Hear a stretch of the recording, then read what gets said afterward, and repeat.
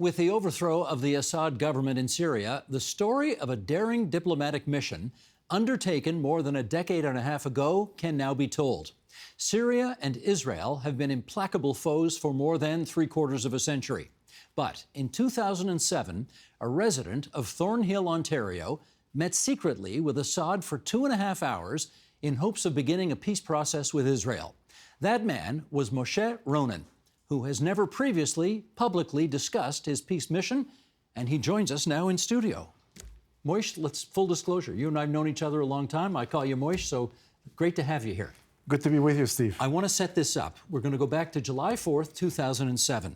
You are in Damascus, Syria. You are there because, quite remarkably, the American President George Bush, the Canadian Prime Minister Stephen Harper, the Israeli Prime Minister Ehud Olmert, and the Syrian President Bashar al-Assad all agree that you and Assad should have a meeting in the presidential palace. How did that happen? Well, it's as crazy as you described it. Through a coincident meeting with a friend of the Syrian ambassador to Washington, I was invited to a meeting in D.C. with the Syrian ambassador, who was very close to Assad.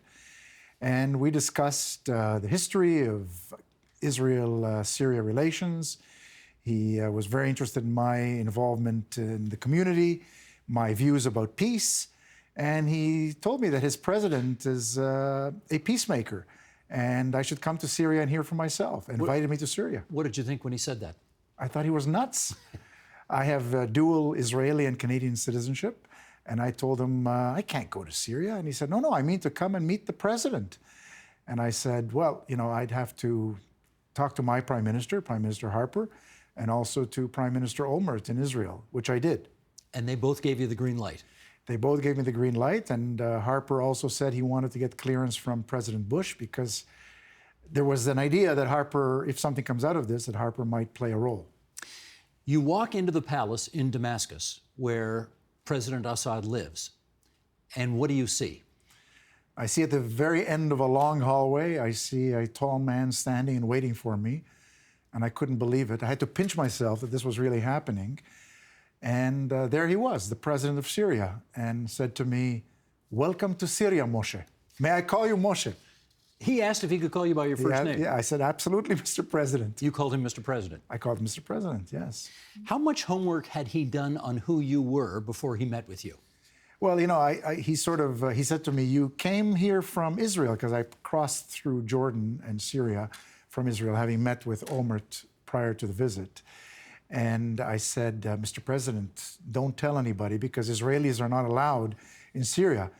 And he laughed and he said, not only that, you're a Zionist, you're pro-Israel, your father came to Israel on a very famous ship. And I said, Mr. President, I see your intelligence people did a whole X-ray on me. And he said, no, Moshe, I surfed the net, and that broke the ice. I surfed the net. How was his English? Excellent. He's educated in London. He's an eye doctor, a specialist. He never intended to be president. I think his father, the elder father, had wanted the eldest son to succeed him, but there was some tragic car accident, and ultimately Bashar took office. And he spoke English and spoke to me just as you and I are speaking now in studio. How much security did you have to go through before you could see him? As I mentioned, I saw Prime Minister Olmert earlier the day in the morning, and I had to go through a lot of security. When I went to see President Assad, nobody checked anything. Nothing? Nothing. You weren't frisked? You didn't go through an X-ray machine? No. I was accompanied by the ambassador and his chief of protocol, and they walked me right into the palace. You talked for 2 hours in that meeting. I mean, I have to think it was a wide-ranging... 2.5 hours. 2.5 hours. What did you talk about? Well, he explained his vision about Syria. We talked about the history of the Arab-Israeli conflict. He made it clear, as he put it, my father was a man of war. I am a man of peace. I will never go to war against Israel. And I see Israel as the road to America. And he made the argument that he is a man who wants to create a peace agreement between Syria and Israel. And he was very happy that I had discussed the visit with my Prime Minister, Prime Minister Harper, and it was suggested that Mr. Harper be an intermediary and somehow the three of them meet to discuss his vision. Are you ready for a bit of a smart-ass question here? Okay, he says he don't want to go to war against Israel. Did you ever ask him, then why are you going to war against your own people? I mean, he was torturing and gassing his own people, as his father did. Well, at that time, there was less of that was at least known. Certainly, he was seen as a dictator, and certainly his father had a very, very stained history. But Assad was not, labeled a war criminal and had not been, at least the evidence wasn't accusatory. And I think he was someone that we were prepared to talk to. Certainly, Prime Minister Harper and Prime Minister Olmert were ready to meet with him. As you are sitting there listening to this guy, who is an implacable foe of Israel's, talk about how he wants to make peace with Israel and have an opening to the United States of America, and of course, at this point, Syria is basically a Russian proxy in so many ways. Could you believe what you were hearing? Well, I said, Mr. President, how is it that you want peace when on your way over, your ambassador, who was with us at the meeting, pointed out to me the Iranian embassy, and the Iranians were anti-Israel back then as they are now, and Hezbollah headquarters. And he leaned over and he said, Moshe, and he sort of with a snicker, I'm a dictator. I could have these people arrested tomorrow. I need to have American diplomatic, military, and economic support. And if I have those three things, I'm ready to forge a link and change sides. Now, this is 2007. Correct. So it's at a time when George W. Bush is trying to, some would say encourage, others would say force, Middle Eastern Arab nations into embracing more democratic practices. What did Assad think about that? Well, it's interesting. Prime Minister Harper, in order to be part of this, what we hope would be a positive project, got clearance from President Bush. And in reference to President Bush, President Assad said, my problem is President Bush. Not because I can't deal with him, but he has this idea, or America has this idea, that unless we bring our style of democracy into the Middle East, into the Arab world, we will never be able to move these people forward and make a deal and make peace with them. And he doesn't understand, Bush doesn't understand, says Assad. You cannot bring our kind of democracy, the one I'm used to, that I learned about when I was in London, or the democracy that you come from in Canada, because the bad guys will be elected here, and I'll be hanging in the center of Damascus even before you. So I think what he tried to say is that deal with this regime. The regime has its own philosophy, but that doesn't say that we can't negotiate a peace agreement. After 2 hours in the room with the other people there as witnesses, you did something very unusual. You asked everybody else to leave, and you had a one-on-one with him alone. Yes. Why did you do that? I said, Mr. President, before I leave, I have a personal message from Prime Minister Olmert, and I was directed by Prime Minister Olmert only to deliver it, as he put it, in 4 eyes, just with the President. And I had told your ambassador that I was going to do this, and the President said, of course, absolutely. And we spent about 20 minutes together alone, where I delivered a very personal message from Prime Minister Olmert, a message about peace. Can you say what was in that message? Well, that's former Prime Minister Olmert's prerogative. It was a personal message. I can tell you that it was a message of peace. It was a message about the kind of compromises that Olmert was willing to put forward. And I believe that there was a real sincerity. Now, the trouble is, of course, if Assad was on shaky ground, so was Olmert. How much longer did he last as Israeli Prime Minister? Well, that was one of the problems. Olmert was on his last leg. He was starting to have some problems, and it looked evident that he was going to be leaving the political arena. But Assad was also weak, and Assad said, I'm weak, Prime Minister Olmert is weak. Weak people need to come together, and we can forge a peace. And he believed that that could be an advantage at that time. Okay, so you have the private one-on-one meeting with him, and then after that's over, he makes a strange suggestion to you. What did he suggest? Well, he said that, would you like to take something back to Prime Minister Olmert, who I was planning to meet the next day, report on the meeting? And I looked around the room and I said, well, what do you have in mind? And he said, I want to send you some Syrian hummus. Syrian hummus. I know Mr. Olmert likes hummus. And I have a package for you and for the Prime Minister, if you would deliver it. And I did. So you took the hummus from the Syrian president, you took it back to Israel, and you and the Israeli Prime Minister did what? Well, you know, I took it to Prime Minister Olmert. I came to visit him in his bureau. His security detail knew that I had a personal relationship with him, so, you know, they checked me, but they didn't. Hummus. I'm bringing him some hummus. They had no idea where it's from. And as soon as I walked into the room, Prime Minister Olmert says, Moshe, sit down, tell me about your meeting. And I said, before that, Prime Minister, I have something that you really will enjoy. Hummus. I opened the hummus, and I brought some pita from my hotel in Tel Aviv, and we both dipped into the hummus, and Olmert says to me, this is delicious. Where'd you get it? And I said, this is from President Assad. And Prime Minister Olmert, you know, bangs the table and says, holy, I can't believe this. And my security people let you in with this? And I said, I didn't tell them. And that sort of is the summary of my feeling about the visit. President Assad, I think, is sincere, wants to make a peace agreement with you. And, you know, the rest were the details. I don't have to tell you. I mean, it could have poisoned the both of you, right? I had no fear whatsoever that Assad would poison us. Just before your meeting with the Syrian president ended, and I'm going to ask our director, Sheldon Osmond, can you bring up this shot, please? You two posed for a picture. How did that picture happen?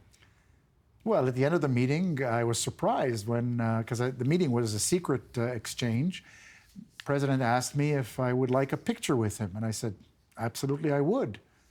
And photographer came in and took a picture, and an hour later it was delivered to my hotel before I left for Israel. There cannot be too many people in Canada who have a one-on-one picture with Bashar al-Assad. I doubt it. I mean, maybe, well, I was going to say, you know, a former prime minister might have it, but even that, I'm not sure.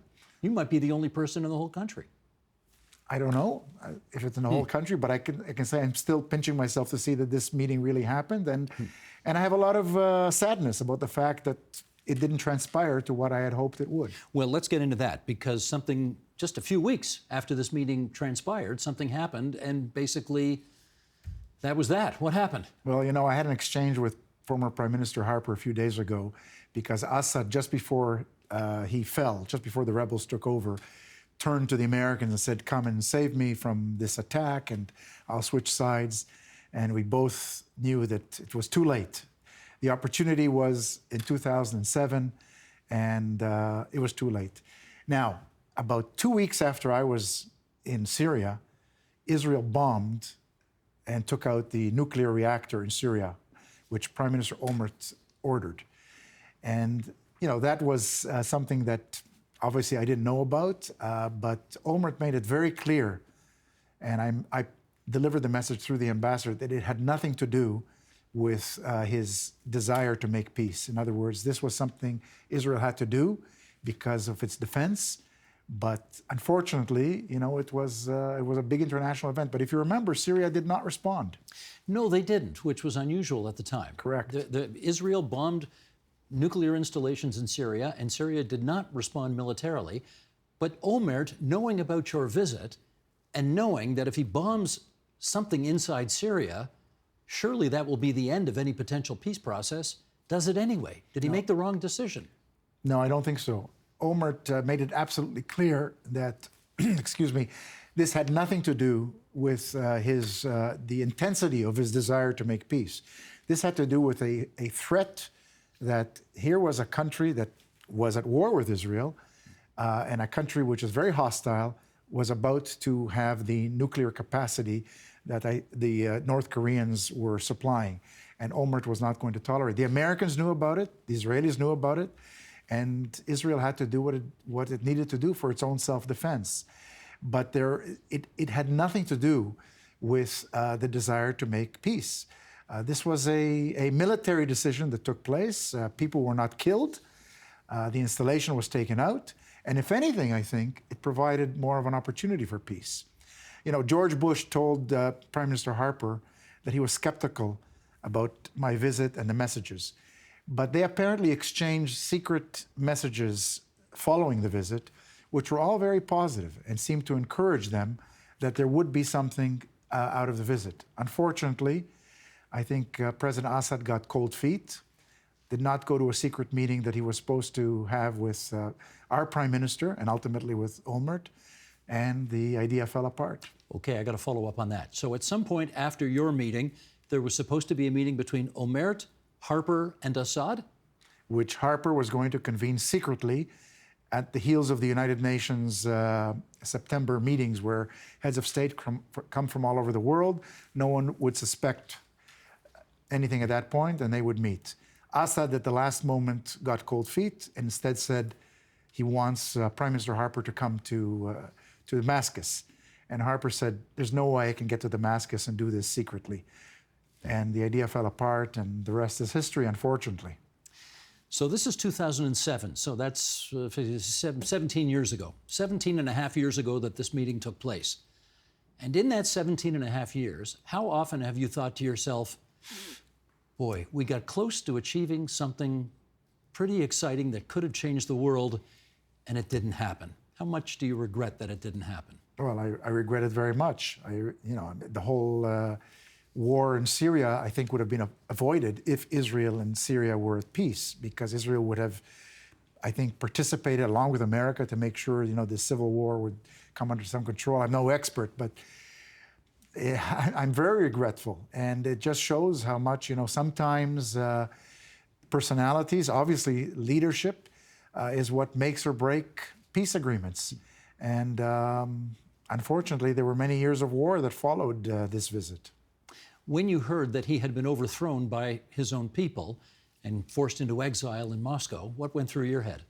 Well, Assad is a dictator. I'm convinced that he had to, at some point, leave office, and at some point there had to be some kind of democracy in Syria. But I'm not sure that the rebels, unless we're surprised again, but given some of the history of the leadership, I'm not sure that that's the right formula that will bring about the peace that I'd like to see in the region. Is it possible, we're just starting to find out more about who's in charge in Syria right now. Is it possible they'll be even worse than he was? I think a lot of it depends on American leadership and on Western leadership. I think what Assad said to me about the fact that the West, if they come with economic, military, and that kind of support, I think there's a possibility, because these rebels are at odds with the Iranians, who are the biggest troublemakers in the neighborhood, and the Russians, there's a possibility of some kind of at least in a dialogue with Israel, a dialogue with America. And if that happens, I think we should encourage it, Canada, along with the rest of the West, and maybe we can see a different Middle East. Well, let's finish up on that, because Israel's got peace agreements with Egypt, with Jordan, under President Trump the first time around, the Abraham Accords with several other Arab states. Syria was always thought to be the nut you cannot crack. They are just the worst of enemies and have been ever since the creation of the State of Israel. Can you imagine, with Assad now gone, in your lifetime, peace between Israel and Syria? I can. I really can. I think that it depends on the support that we decide to give it. It depends whether this new regime in Syria, if it continues, turns west or turns again to the Iranians. I'm hopeful. I'm really hopeful. And the Iranians already made it clear that they hope that they will remain anti-Israel. I hope that the opposite will be true. There are some signs. There are some signs that I've seen in the press where the rebels have talked about some kind of peaceful reach out to Israel. But it's too early, Steve. It's too early. But I'm hopeful. I'm always an optimist. Well, you've been sitting on this story for a very long time, and we are glad that you decided to tell it here tonight. So thank you, Moshe. Thank you for telling it, and I hope that it'll inspire maybe some good things.